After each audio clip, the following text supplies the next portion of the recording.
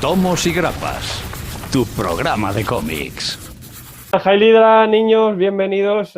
Hoy vamos a hablar de algo que me habéis pedido un montón, porque obviamente por aquí van a pasar estas entrevistas un montón de dibujantes, es lo que más tenemos en España, y es muy complicado a veces tener algo de guión y saber un poquito sobre guión en cómic, pero tenemos al amigo Fali Ruiz Dávila, que acaba de sacar este manual para guionistas del cómic, y hace poquito hablábamos del vídeo aquel con Dávila, con Fornés y con Juanan sobre cómo empezar en el mundo del cómic en cuanto al arte, y esto casi es una biblia para empezar a guionizar y saber un poquito más sobre guión, la estructura y muchas cosas que tiene que ver con el texto, ¿no? Con la parte de la máquina de escribir de los cómics. Tenemos a Fali. Fali, ¿qué pasa? Buenas tardes. Muy buenas tardes, Alfred. Jailidra. Fali, que no falte. Aunque voy de Batman, pero bueno, es que Bueno, pero está bien. Que eso que ese también es oscuro, no pasa nada. voy like a Bruce Wayne. Bueno, ya tenemos aparte este material que acabas de sacar. Tú has trabajado para revistas, has publicado cómics, escribes bastante, has sido también profesor de guionista, de guión, de cómic en la escuela C10 bastante tiempo. Y este libro llega, y aparte es que lo está comentando contigo, que es que hay muy poquito material, ¿no? De esto no hay mucha cosa. Sí, la verdad es que por eso, te podría decir, por eso se me ocurrió hacerlo, pero no fue así. En realidad fue el director de la C10, cuando yo era profesor de guión allí, que me dijo: oye, Fali, ¿no se te había ocurrido que podrías transcribir tus clases, luego publicarlas y tener un libro sobre guión de cómic? Entonces hay que darle las gracias a Carlos Díez, que murió hace un añito casi y tal, pero que sin él no existiría este libro. Ah, que es un trabajo también de años. ¿Esto cuánto has tardado más o menos en recopilar toda esta información en elaborar este libro? Año y medio, más o menos. Lo que pasa es que año y medio, 2 años. Lo que pasa es que, bueno, después dar tumbos con las editoriales y el material gráfico, la portada, tal, porque aunque parezca que no, la portada ha dado, ¿eh? Hubo una editorial que le encantaba el libro, pero no me lo publicó por la portada. Es que la gente también, tío, los editores a veces no hay que los entienda, tío. Unas cosas que, bueno. En fin, pues nada, la portada que, vamos, que ya ves tú, que es una portada de putísima madre. Bueno, en fin, A ver, salgo yo, ¿sabes? Lo que pasa es que cuando tenía menos barba, a ver. pero también, claro, ibas ahí más hipster. ¿Qué te iba a decir? Bueno, aquí esto lo que es una guía total, paso a paso, del momento de la concepción de una historia, de una idea, hasta el momento de elaborarla, el tipo de historias que hay. Hay un montón de información, la verdad es que es una cosa muy, muy de uso. Es casi un material de recurso total, tanto si quieres escribir como si quieres escribir cómic o novelas o incluso una crítica, te vale esto. Y también, pues, por la parte de los lectores, pues, para aprender un poco también qué hay detrás, ¿no? El trabajo que hay detrás también en cuanto al guión, yo creo que es interesante. ¿Cuál es el proceso a la hora de elaborar un guión? ¿En qué momento pasa por la cabeza? ¿Cómo se acaba ejecutando? ¿Qué hay que pasar por todo esto para acabar llevando una idea al papel? Ah, ¿Cómo escribí un guión? A ver, al principio del libro, el primer capítulo, hablo de cómo generar ideas, ¿no? Y luego cómo establecer un proyecto antes del guión, por si a un dibujante o a un editor les puede interesar nuestras ideas. Así que, bueno, principalmente lo primero sería tener la idea. Cuando no la tenemos o no sabemos qué hacer, hay otros recursos que también los explico. Cómo construir ideas o cómo encontrarlas, ¿no? No siempre se puede tener un chispazo ahí creativo de la hostia como para tirar de él, ¿no? Y a veces nos encargan algo y dicen: oye, mira, tienes que escribir un guión. ¿Qué hago? Entonces, bueno, pues hay procesos creativos. Después, puedo hablar personalmente. Mi forma de trabajar suele ser, cuando ya tengo la idea, la desarrollo un poco, ¿vale? Si tengo una idea, que a lo mejor la tengo, pues, resumida, ¿no? En una 2, 3 líneas, Luego eso lo desarrollo a un poco más, ¿no? A unas 10, 15 líneas. Luego voy un poco más allá y en unos 2 folios, folio y medio, 2 folios, desarrollo la historia incluso con el final, porque a los editores les dan igual los spoilers. Ellos quieren ver que tú eres capaz de terminar una historia. Claro. Y, y después de eso, bueno, pues cuando ya la he podido desarrollar en un par de páginas, eh, divido en partes, esas partes las ordeno en puntos que serían como las escaletas, ¿no? Audiovisuales para los videoclips, los anuncios, los programas de televisión. Y esos puntos los vuelvo a desarrollar. Digo, bueno, en este punto se ocurre una acción en concreto. ¿Cuántas páginas necesitaría? 1, 2, 3. Esas páginas ya es una unidad mucho más pequeña que ya puedo pensar mentalmente o hacerme un esquema de cuántas páginas necesitaría y qué secuencia de viñetas tendría que usar. Así, si lo vamos haciendo paso a paso y de manera muy esquematizada, es mucho más fácil, al menos para mí, hacer un guión completo. O sea, no se puede, al menos yo pienso que es bastante difícil mentalmente hacer una, uh, una esquematización de un guión en, de 100 páginas, por así decirlo, ¿no? Pero sí vamos dividiendo por puntos y por unidades más pequeñas, creo que es más fácil de desarrollar y de trabajar. Sí, porque parece que no, pero muchas veces cuando leemos parece que estamos improvisando, ¿no? Que el guionista está improvisando y que va alargando un poco la trama, pero sí que normalmente se piensa en el todo, ¿no? Y al final, aunque haya mucho por medio, mucha rotura de ritmo, a veces se descomprima, siempre yo creo que los escritores tienen pensado un inicio, un final y un viaje, ¿no? Entre medias, ¿no? Sí, en una entrevista me preguntaron que si yo era escritor de brújula o de mapa, ¿no?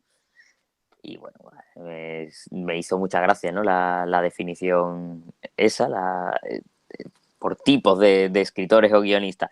Y bueno, sí, es verdad que hay escritores y guionistas que tienen una idea vaga a donde quieren ir llegando o el camino más o menos que quieren tomar y van conforme van escribiendo, van pensando. En realidad es una buena forma, por ejemplo, para series que sabes que no van a terminar, ¿no? Como podría ser una serie de cómic americano. Ujú. Solo que al final, los que nos gustan mucho los cómics americanos sabemos que no es así, que son una serie, por muy larga que sea, al final está dividida en arcos argumentales. Y los arcos argumentales pues, son unidades narrativas que sí tienen un principio y un final, aunque luego continúen. Eh, en cuanto a esa definición, yo sería de mapa, porque sí, me gusta saber dónde empiezo, dónde termino y qué me voy a ir encontrando. Es decir, yo lo explicaba el otro día como si yo quiero hacer el Camino de Santiago, sé dónde empiezo, sé dónde termino y más o menos sé cuáles son los pueblos en los que me quiero detener. ¿Qué pasa? Mientras tú estás escribiendo y estás pensando y desarrollando la historia luego, eh, puede apetecerme pasar o detenerme o quedarme un par de días en un pueblo en el que no había pensado que podía ser interesante. Pues eso es igual en mi forma de escribir cuando es algo largo. Eh, puedo pensar puntos en los que me quiero detener y quiero explicar, pero hay otros que surgen sobre la marcha.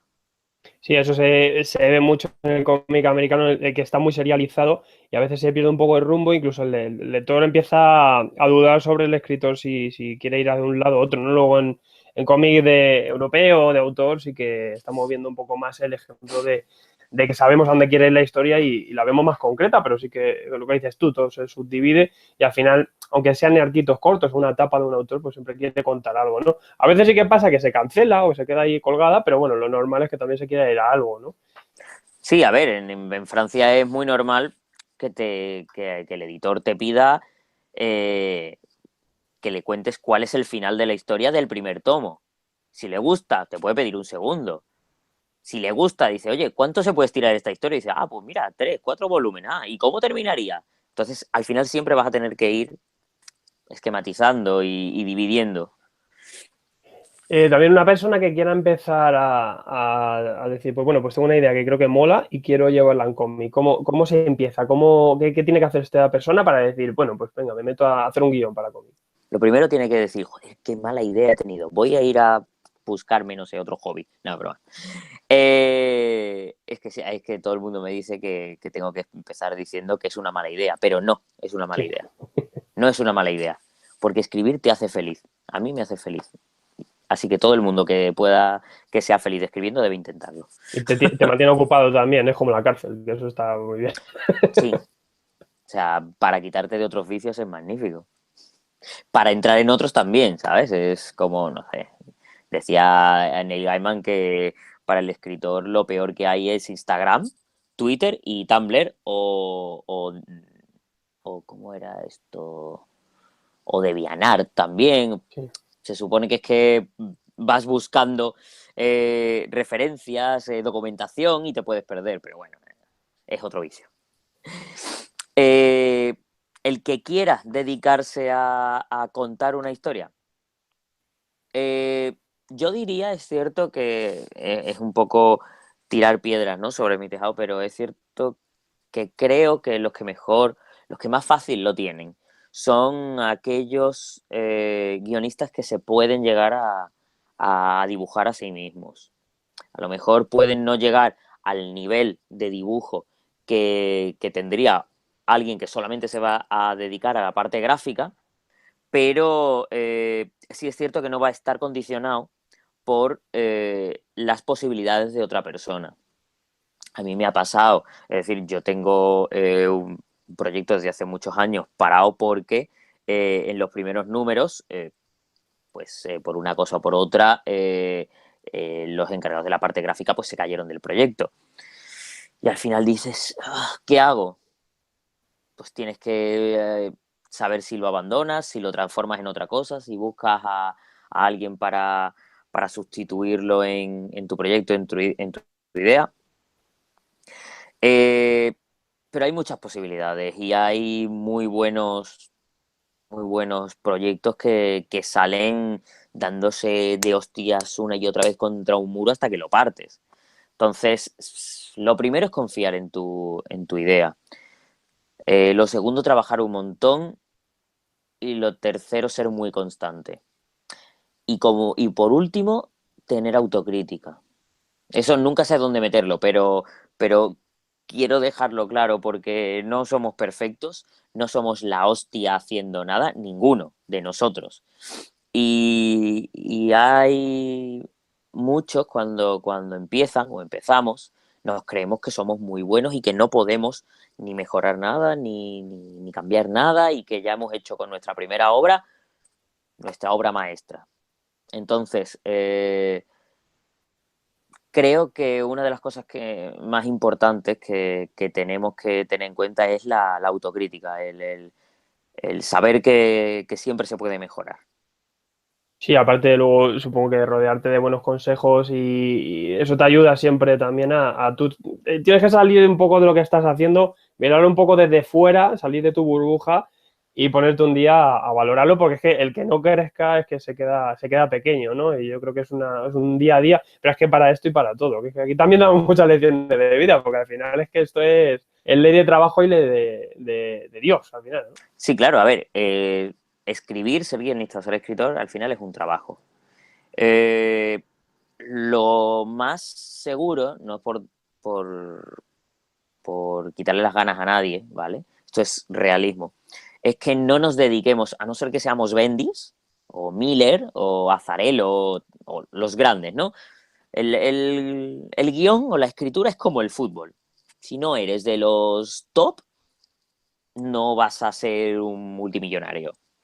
Entonces nos tenemos que dedicar a más cosas. Un consejo que yo siempre doy para llegar a ser escritor es ser escritor. Es decir, no te cierres a, no, yo solamente quiero hacer guiones de cómic americano, ¿no? De superhéroes. Y punto, y tal. a lo mejor te ofrecen tiras gráficas. A lo mejor hay una, no sé, una marca o una que te ofrece hacer un cómic eh, promocional o publicitario. Eh, yo he hecho obras de teatro.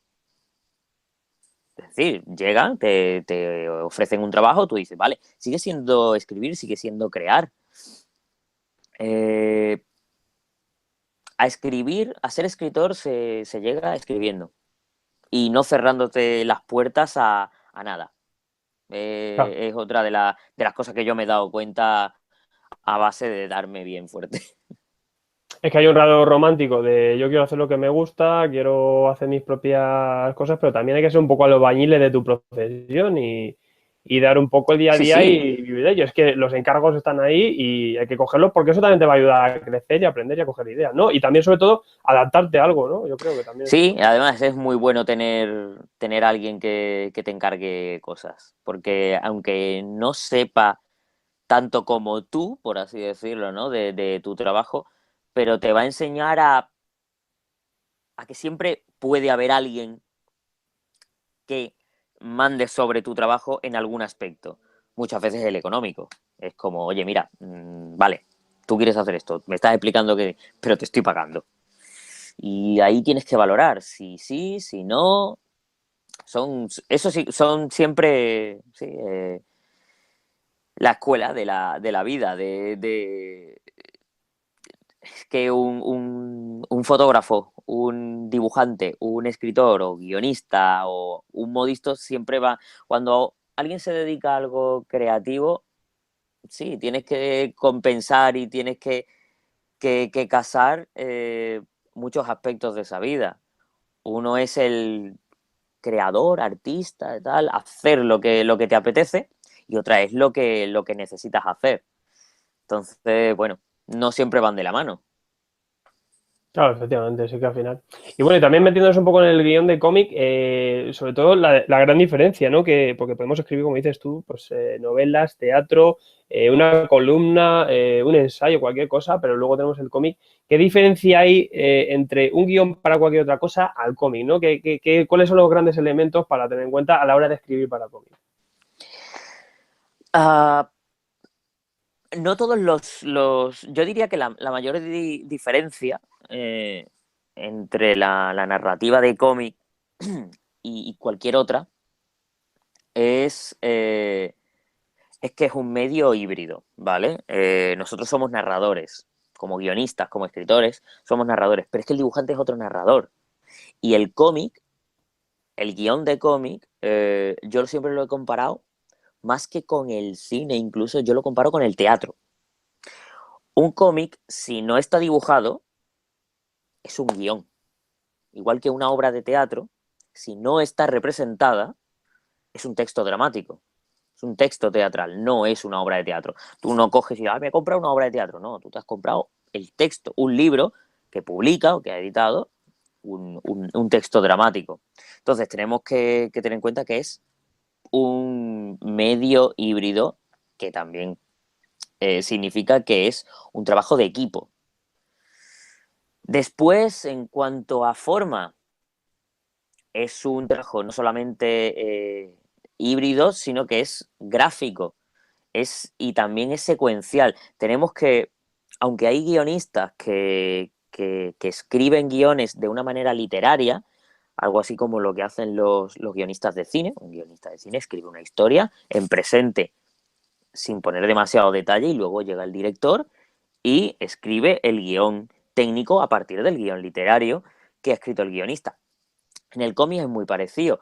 Eh, el guionista escribe la historia y luego el dibujante la, la, la desarrolla de manera gráfica. Lo que pasa es que hay puntos intermedios. Hay guionistas que solamente escriben un guión y punto, y se lo dan al dibujante. Otros, por ejemplo, yo suelo darle una serie de pautas al dibujante. Desde esquematizaciones de página en viñetas a incluso puedo llegar a diseñar vagamente los personajes que quiero que aparezcan en el cómic. Entonces, bueno, es el cómic principalmente es una mezcla, ¿vale? Es una mezcla, es una amalgama de disciplinas que crean una nueva. Entonces hay que trabajar en lo nuestro, pero teniendo siempre presente que hay otro que va a tener que continuarlo. Sí, al final también pasa con el propio dibujante, ¿no? Que a lo mejor el que hace el lápiz no es la tinta y está pensando luego en cómo va a ser el resultado final, ¿no? Que al final no es lo mismo si dibujas tu línea cerrada que si la haces más abierta a lo que venga después. Yo creo que al final también en guiones se juega un poco con eso. Y guionistas a lo mejor como Frank Miller que directamente te deja ya la composición hecha, ¿no? Y otros que simplemente te dan una breve descripción, el texto y ya está. Yo creo que Sí. también es jugar un poquito con quién estás trabajando, ¿no? Bueno, y además, fíjate que has puesto de ejemplo a Frank Miller, y Frank Miller tiene otro paso intermedio. Pues Frank Miller escribe últimamente, ¿no? Y bueno, no es la primera vez que lo hace, pero Frank Miller escribe la historia y luego hay un guionista que lo adapta. Sí, claro, efectivamente. O sea, Azzarello está adaptando los textos de Miller. Sí, eso Por también se da ejemplo, muchas veces. en Master Race. El argumento a veces es de una persona y el guion es de otra, que eso también hay muchos ejemplos de eso. Y más en las editoriales, en las grandes editoriales americanas, que hablando con algunos profesionales y tal, me dicen, es que hoy en día las historias no las escriben los guionistas. Los guionistas escriben el guión, pero la historia la escriben los editores. Un editor te Eso es dice, verdad. tiene que ocurrir esto y esto. Toma, venga, ponlo ahí en orden. Claro, luego tu trama es jugar un poco con ese viaje y los recursos. Es que uno de leyendo cosas como Tom King, que está haciendo cosas que luego ves el guión es muy sencillito. Uh-huh. Te pone página a página de descripción y el texto es una cosa muy sencilla, pero sí que hay recursos y formas de narrar que son interesantes y yo creo que es lo que hacen luego que eso tenga valor, que aunque sea una imposición editorial, que tú tengas un juego y tengas tu propio estilo. ¿Cómo se saca un estilo? ¿Cómo hay muchos recursos? ¿Es algo libre o está ya todo inventado? Un estilo como guionista. Hombre, a ver, el estilo de como guionista, como narrador, ¿no? Yo creo que lo viene dado sobre todo por nuestras referencias, de lo que hemos bebido, de lo que hemos mamado. A mí me han preguntado muchas veces que si a mí directamente, ¿no? Cuando leen algo, ¿a ti te gusta Neil Gaiman, no? Sí. Y te gustan, a mí me han llegado a decir específicamente, ¿a ti te gustan los guionistas británicos, verdad? Y pues sí. ¿Por qué? Porque tienen un sello, tienen una serie de características y al final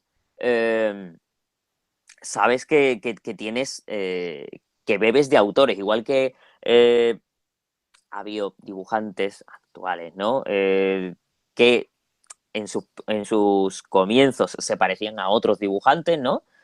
Eh, a los guionistas igual nos pasa, solo que es más difícil que se nos pillen esas referencias. Podemos tener cositas. Dice, oye, es que tu tratamiento de los personajes, es que la forma en la que escribes los diálogos, es que, por ejemplo, es muy fácil, ¿no? Los diálogos. Eh, hay escritores y guionistas, tanto de cómic, de cine, de televisión, que dicen, ¿te han dicho alguna vez que escribes diálogos muy tarantinianos? Pues creo que prácticamente todos somos capaces de, de reconocer un estilo tarantino en un diálogo. No sé, cuando yo vi la serie de Luke Cage, digo, esta serie la han hecho después de haberse tragado 20 veces Jackie Brown. Sí, sí, total. Y luego, claro, luego está la complicación. Hay guionistas que se complican con la linealidad, con los flashbacks, que rompen la historia, que condensan mucho hacen una historia o un guión muy, eh, eh, muy poco cargado, ¿vale? Muy liviano. en los que el dibujante tiene que esforzarse, por así decirlo, en mostrar la narración. Eso me pasaba, por ejemplo, a Matt Fraction, cuando hizo los primeros números primeros volúmenes de Ojo de Halcón con David Aja. Yo veía el guión y digo, es Matt Fraction que ha escrito aquí. Ha escrito Claro, sí. 5 líneas. Porque luego es, claro, ¿qué ha escrito? Ojo de Halcón se queda quieto. Siguiente viñeta, se queda quieto. Se queda quieto. Frunce el ceño. Alza la mano para coger una flecha. Mueve la mano, mueve la mano, mueve la mano. Coge la flecha, la coloca en el arco. Tensa, tensa, tensa. La flecha lanza. Vuela, vuela. Y dices, hostia, tío, yo no me creo que él haya escrito eso. Seguramente ha hecho un guión, una narrativa muy vaga. Pues estoy poniendo un ejemplo. Y luego David Aja, con la maestría que tiene, pues ha hecho que a todos se nos caiga la baba con esa secuencia. Pero luego Fraction ha hecho otros guiones con otros dibujantes que no eran David Aja. Entonces ha hecho un guión sospecho para esos dibujantes. Por ejemplo, en Defensores. Tú ves el guión de Defensores y ves el guión de Ojo de Halcón, parece que lo ha hecho un guionista diferente cada uno. Y resulta que son el mismo. Pero son guiones hechos pensando en el dibujante que van a tener. Obviamente a Dodson no le puedes dar un guión como a David Aja, no es el mismo. Claro, yo creo que es muy importante el entender el medio en el que estás trabajando, es Y importantísimo. tus compañeros. Claro, y saber de dibujo, intentar informarte y aprender mucho mientras lees, ¿no? Muchas veces, los lectores cogemos un cómic, le damos ahí bola y no nos estamos parando a entender un poco cómo está hecho, o que en verdad cuál es el sentido de todo esto, ciertos aspectos, ¿no? Incluso a veces en los extras se vienen esos guiones, vienen esos layouts un poco y ahí aprendes un montón, ¿no? Si te pones ahí, te paras a verlo. A mí me encanta. Tienes que hacerlo, ¿no? Tienes que pararte un poco y porque aquí lo preguntaba un amiguete, es que tú tienes que entender de cómic y en todos los aspectos, hasta rotulación, ¿no? Y un dibujante también se tiene que enterar un poco de guión. Yo creo que al final, si no entiendes cuál es el trabajo de tu compañero, al final no sale un resultado bueno, ¿no? Sí, bueno, Neil Gaiman exige normalmente a los rotulistas. Exige quién quiere que rotule sus cómics, según qué cómic, porque conoce cuál es el estilo. Claro, es que es así, en verdad. Ya, también me preguntan por aquí, Antonio Más, ¿dónde se puede entregar las ideas? ¿A dónde tengo que ir? Yo tengo una idea, tengo un guión, ¿y qué hago con esto? Pues hay dos opciones, como digo al principio. Uno, entregárselo a un dibujante para intentar convencerlo de que nuestra idea mola y que nos la dibuje, o al menos que dibuje un proyecto que poder presentar a un editor. La otra opción, ir directamente al editor. Hay editores que, en lugar de ver proyectos con dibujante completo, pues ven guiones. En Estados Unidos es menos normal. En Francia suele ser un poquito más normal. Y en el Reino Unido también. Por ejemplo, Mark Millar suele hacer concursos todos los años para encontrar tanto dibujantes como guionistas para su serie, ¿no? Para su universo de Millar World. Y él pide guiones. Top Cow también es una editorial que de vez en cuando hace convocatorias para dibujantes y para guionistas. Entonces, ¿qué hacer? Preparar un proyecto. La base de que un guión se convierta en una obra es el proyecto. Y ese proyecto puede incluir material gráfico o no. Es preferible que tenga material gráfico, ¿vale? Para que lo ilustre, pero puede no tenerlo. Además, muchas veces puede que entreguemos un proyecto con material gráfico y que el editor diga cualquiera de las dos cosas. Me gusta mucho este dibujante, pero el guionista no lo quiero. Voy a contactar con el dibujante. Y también al contrario.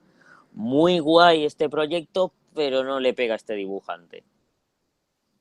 Claro, eso al final es que es un todo. Y si una pieza falla, pues al final se cae la obra entera. Y lanzar un montón. Todos los proyectos van ahí a mandárselos a todo el mundo. Ir a los salones, a los stands, Spam, spam.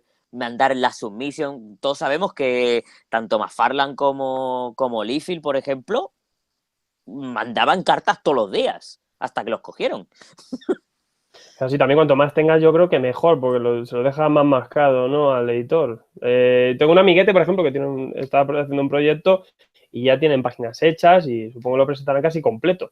Los concursos aquí, por ejemplo, Astiberri hace un concurso anual y también, por ejemplo, eso es una puerta también, ¿no? Para entrar. Claro, y además los que hacen, pues, Astiberri, Sin Sentido, son concursos en los que no presentas la obra completa, tengo entendido ahora Sí, mismo. sí, no hace falta, hay un mínimo, eso sí que hay que dar. Sí, pero son pues 10 páginas, 12 páginas, 15 páginas. No sé, en Estados Unidos, por ejemplo, Image te pide bastante. Además, tú tienes que poner todo tu trabajo y confiar en él. Y ya si les gusta, tú tienes que hacerles prácticamente el trabajo. Y si lo ven y les gusta, pues dice, oye, mira, vamos a publicarlo. Ah, y si gana, pues bueno, si en el preview te lo piden, pues seguimos avanzando. Y si además vende, uy, tal. Entonces se va avanzando. Francia es un poquito más fácil, porque, digo, a la hora de presentar el proyecto, porque a lo mejor solamente necesitas el proyecto.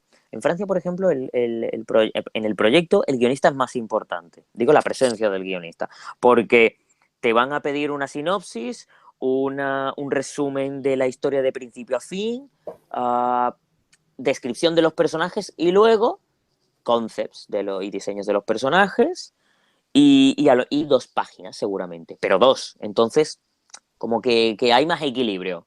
En Estados Unidos las pruebas recaen muchísimo sobre el dibujante. Claro, tú también se entiende si lo traspasamos, por ejemplo, al cine, a la televisión, para hacer una serie tienes que hacer un piloto, ¿no? Y sin el piloto, pues no se Claro, aprueba el pero proyecto. en televisión, el primer paso, por ejemplo, una cosa que yo admiro muchísimo, a una persona en televisión que yo admiro muchísimo, por lo que ha hecho por todos los que escribimos, es Javier Olivares, el creador del Ministerio del Tiempo. Javier tiene una productora de ideas. Y dices, hostia, qué pedazo de... ¿Qué mente ha creado eso? ¿No? Pues una productora de ideas. ¿Qué es una productora de ideas? Pues son unas personas que tienen ideas, que las desarrollan y luego intentan venderlas, que es lo que él ha ido haciendo. ¿Cómo se venden luego las ideas en televisión? Haciendo un proyecto. Claro, el primer proyecto antes del piloto, el proyecto de televisión es lo que se llama una Biblia. La Biblia tiene la idea de la serie, leitmotivs, temas, sinopsis, puede tener lista de episodios o capítulos, el guión completo del episodio piloto, descripción de los personajes. Entonces, a eso, ¿no? A eso se le llama Biblia, que es el proyecto audiovisual para televisión. Y te voy a hacer una pregunta que eso a veces nos da a nosotros como crítico también un valor y a los lectores también, porque a veces no sabes por qué, pero ves que no funciona, pero no sabes por qué, ¿no? ¿Cómo distinguimos entre un guión bueno, uno malo o uno que funciona y uno que no funciona? Cuando vamos a una tienda, recordar que es el que llama la atención de un cómic, es el dibujo, ¿no? La portada, el dibujo. Pero lo que se nos queda es el guión. Si queremos seguir leyéndolo, es que estamos ante un buen guión. Es que he dado en la pantalla porque le dice, te queda un 20%. O sea, que al final es que la historia te atrape, ¿no? Claro, Hay mucho reclamo, ¿no? La portada, el aspecto, que te llame solo a veces el estilo del dibujante o luego un nombre, ¿no? Pero luego y, la y, historia que se te quede, ¿no? Que te impregne, ¿no? y claro, es que una cosa es la historia, es decir, qué guay es el argumento este, ¿no? Cómo mola la historia y tal. Pero claro, es que luego a lo mejor el desarrollo no está bien desarrollado. Pero dice, bueno, pero la historia me gusta. La historia, ese gancho tiene interés. Ahora, se te puede hacer pesada, sigues porque quieres saber cómo termina. Entonces dices, vale, es el argumento. o son los personajes, porque nos sentimos o identificados con ellos, o los entendemos, los comprendemos, queremos ver cómo se desarrollan, pero puede que no esté bien contada la historia, aunque la historia sea interesante. Y hay, luego, eso sí, en literatura se dice que es el caso contrario. Una historia puede estar muy vacía, pero estar muy bien contada. En ese caso se dice que lo importante no es lo que se cuenta, sino el cómo se cuenta. Sí, aparte aquí en este medio más que nunca, porque estamos dando nuestra historia con cuentagotas de 24 páginas en la mayoría de las ediciones y necesitamos que cada pildorita, cada cosa sea interesante para que la gente no baje, ¿no? Ejemplos, por ejemplo, como Ciencia Oscura, que Rimeno que se nota que quiere ir hacia algo está dando muchas vueltas y mucho público se baja porque no es paciente, ¿no? Y luego tenemos cosas como Black Hammer a lo mejor, que tiene una composición, una estructura de guión tan compleja, tan bonita, que hace que cada número sea mágico, ¿no? Es- sí, a Eso es que al ver, final es subjetivo, pero hay muchas fórmulas, ¿no? a ver, eso ya lo tuvieron que sufrir. Además, esa fórmula, por así decirlo, ya la tuvieron que sufrir obligatoriamente las dos editoriales famosas, ¿no? Americanas, Marvel y DC. Es decir, por poner un ejemplo, Marvel eh, casi se va a la quiebra un montón de veces. Y hubo un momento en el que DC era la que lo distribuía. ¿Qué pasa? Como lo distribuían y no querían tener esa competencia, limitaban el número de cabeceras que salían cada mes.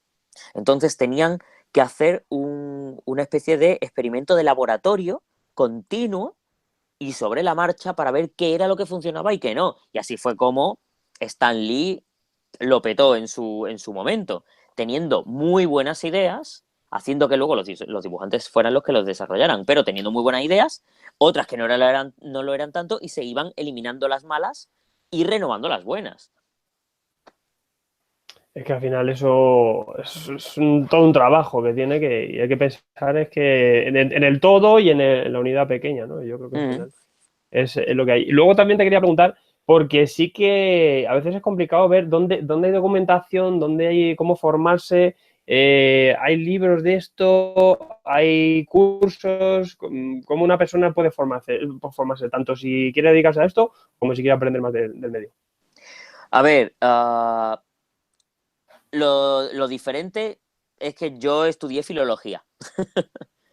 Entonces hay muchos que la mayoría de los guionistas han estudiado audiovisuales, sobre todo cine, pero bueno, creo que se nota además que mi formación es literaria, más en el libro. Tiro muchísimo de narratología, teoría de la literatura, teoría del teatro, estudios narrativos griegos. Entonces, bueno, eh, yo creo que para formarse, en realidad no es importante el dónde, sino el cómo. Eh, es decir, alguien podría decir, bueno, ¿y tú dónde te has formado? No, pues yo en filología. Ay, ¿filología se da guión de cómic? No, pero es que en audiovisuales, en la gran mayoría de las facultades de audiovisuales, tampoco. Solo unas pocas tienen la suerte de tener a dos, tres profesores entendidos en cómic. Creo que es más importante la formación que tú te buscas.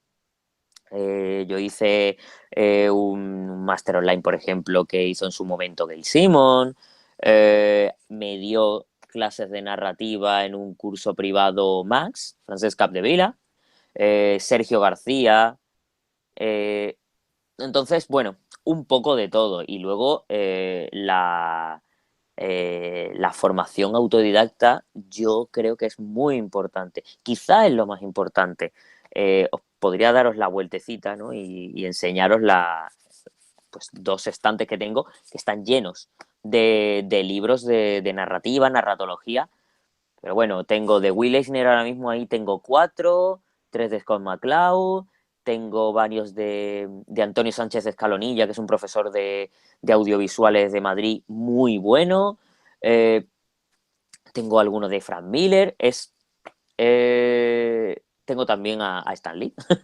Entonces, no solamente formarnos y autoformarnos, con libros y materiales específicos de cómics, sino de todo, porque todo nos material para aprender. Es que al final, lo que dices tú también, hay materiales, también me acuerdo, por ejemplo, hace poquito Stiberio sacó uno que era cómic, manual de instrucciones, también pues te contaba todo el Sí, proceso, incluso la edición.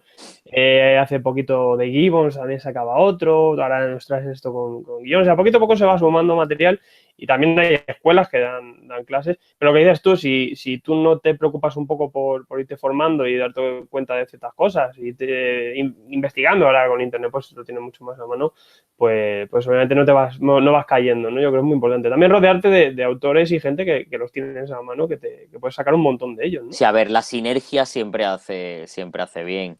Entonces, no sé, yo, por ejemplo, yo vivo en Valencia ahora mismo y mi grupo de amigos, incluye a los autores del cómic en pelotas, a Jordi Bayarri, Andrés Carrasco, que hizo las guías, las tiras gráficas de los subconscientes, Sergio Bleda.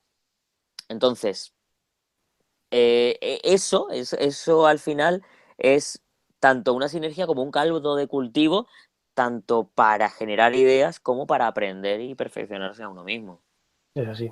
Antonio Más también nos preguntaba, en cuanto al proceso de ir inventando los guiones, la figura del editor, ¿hasta qué punto ayuda el tema que te ponga escalones o que te vaya acotando tu trabajo, ciertas directrices? ¿Hasta qué punto es bueno y hasta qué punto a veces se te mete demasiado quizá en lo que estás haciendo?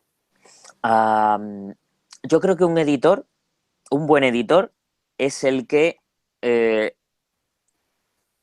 el que te hace mejorar, ¿vale? El que ve tus posibilidades y hace que te desarrolles.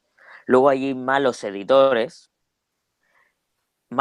como editores y editores que se creen autores. Entonces, que no son autores en sí, pero que quieren ser autores a través de los autores a los que editan. Entonces, bueno, hay de todo, hay de todo.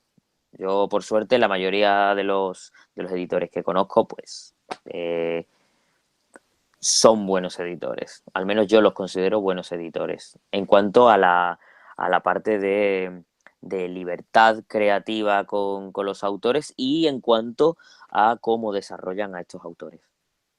Y para acabar también, dejar algún consejillo. ¿Cuál tú crees, o sea, los consejos que tú puedas dar a cualquier persona que quiera meterse en esto o que quiera interesarse más por el tema de guión? Leer mucho, escribir mucho, ser muy persistente, la autocrítica, como he dicho, saber que no somos perfectos y que siempre podemos aprender, y no abandonar. Y quizá también estar abierto a todas las vías de arte, narrativa y entretenimiento, porque de todo se puede aprender.